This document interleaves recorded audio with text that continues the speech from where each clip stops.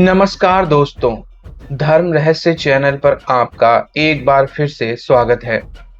आज हम बात करेंगे एक विशेष तरह की शक्तिशाली प्रेतनी की साधना के विषय में।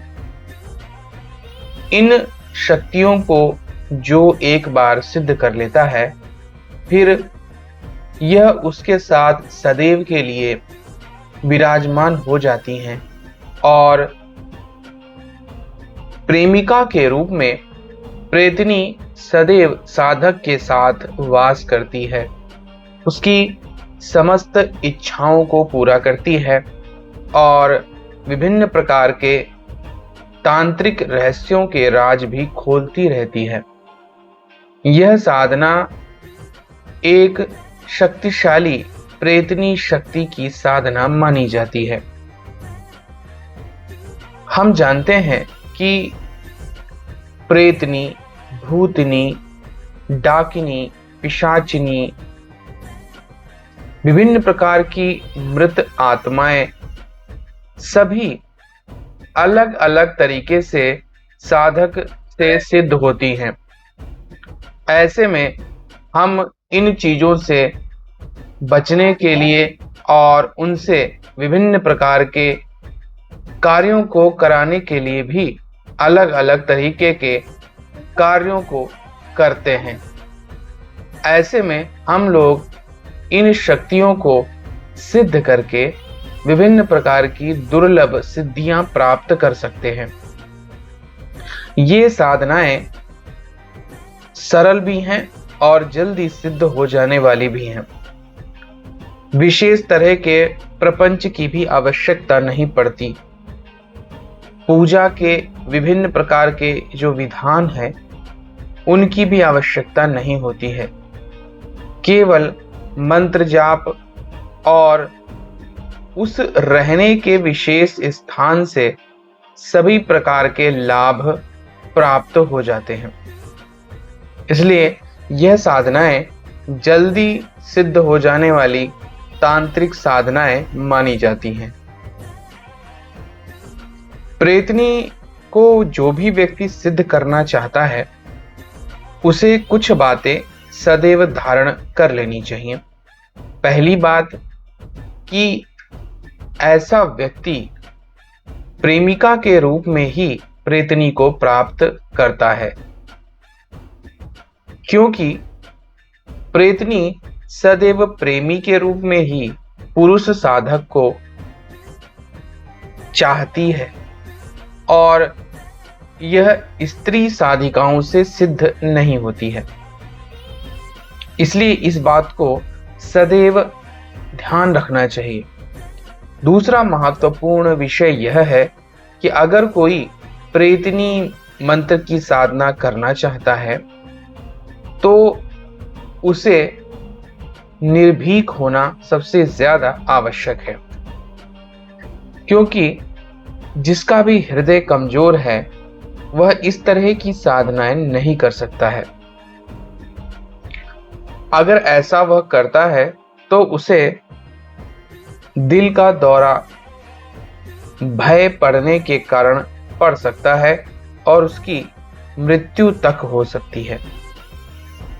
इसलिए ये साधनाएं करने की इच्छा रखने वाला साधक आत्मबली होना बहुत ही आवश्यक होता है। इसीलिए सबसे पहले गुरु से गुरु मंत्र प्राप्त करके उसका संपूर्ण अनुष्ठान व्यक्ति को करना चाहिए। उसके बाद भगवान शिव अथवा माता काली की साधना करके उन्हें भी प्रसन्न कर लेना चाहिए, क्योंकि यह सारी शक्तियां इन्हीं महाशक्तियों के अधीन रहती हैं। किसी कारण से इनकी सिद्धि में ज्यादा समस्या नहीं आती है। अब तीसरा चरण होता है साधक का विशेष स्थान का चयन करना। यह सारी साधनाएं निर्जन स्थानों पर की जाती हैं। इन सभी साधनाओं के संदर्भ में यह कहा जाता है कि जो भी मनुष्य इस साधना को करता है, साधना करते वक्त कोई भी व्यक्ति उसे ना देखे, क्योंकि देखने मात्र से उस स्थान पर कभी भी ऐसी तांत्रिक शक्तियां नहीं आना चाहती हैं। और ये बहुत छोटी सी गलती भी साधक के लिए भारी पड़ सकती है और उसे सिद्धि से दूर लेकर जा सकती है। आपने निर्जन स्थान का चयन कर लिया।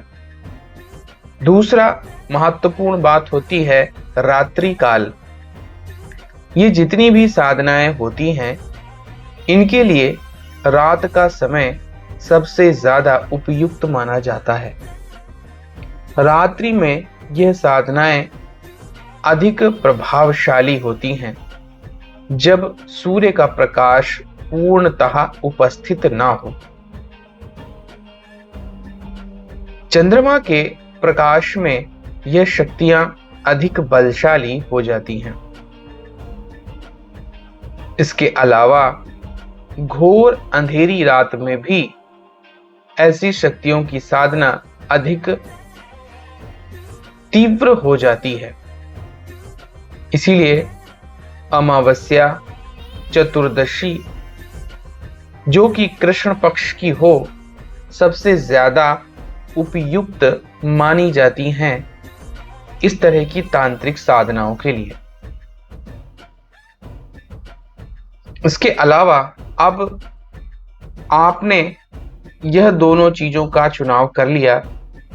माला के रूप में आप रुद्राक्ष की माला का इस्तेमाल कीजिए, क्योंकि रुद्राक्ष की माला सभी प्रकार के कर्मों में उपयुक्त होती है और सभी शक्तियों को वश में करने की क्षमता रखती है।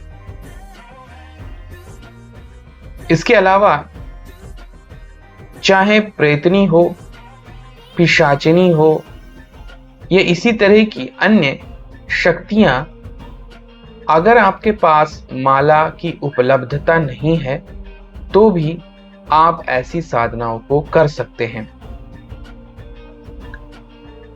बात करते हैं आसन के संदर्भ में। आसन एक महत्वपूर्ण वस्तु है जिसके ऊपर बैठकर साधना की जाती है। अगर आप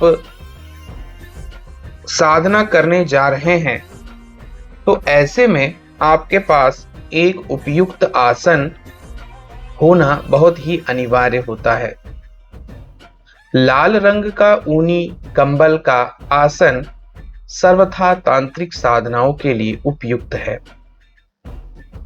लेकिन आपको अगर 100% साधना में सफलता चाहिए तो शेर की खाल, यानी जिसे हम व्याघ्र खाल कहते हैं, वह बहुत महत्वपूर्ण होती है, जिस पर आपने भगवान शिव को बैठे हुए देखा है। यह तांत्रिक साधना के लिए बहुत उपयुक्त खाल मानी जाती है। इसलिए अगर आपको यह प्राप्त हो तो फिर आपके तांत्रिक जीवन में 100 गुना वृद्धि हो जाती है। इसके अलावा साधना में आपके आगे दीपक, धूप, गुग्गल इत्यादि चीजें वहां पर होना भी आवश्यक है, क्योंकि इनसे आप उस शक्ति को प्रसन्न करने के लिए विभिन्न प्रकार की सुगंध और आकर्षण वाली स्थिति को पैदा करते हैं। अब इस साधना के विषय में आगे की बात जानते हैं। इस साधना के लिए प्रेतनी के मंत्र की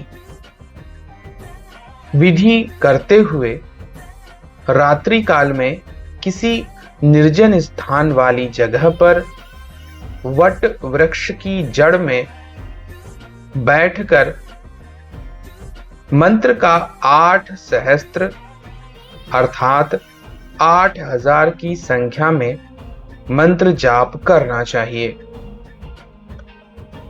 रोज दीपक जलाकर धूप, गुग्गल और पूजा इत्यादि संपन्न करनी चाहिए।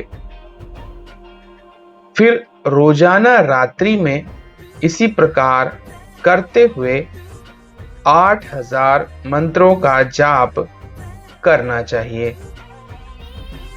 21 दिनों तक इस प्रयोग को लगातार जारी रखना चाहिए।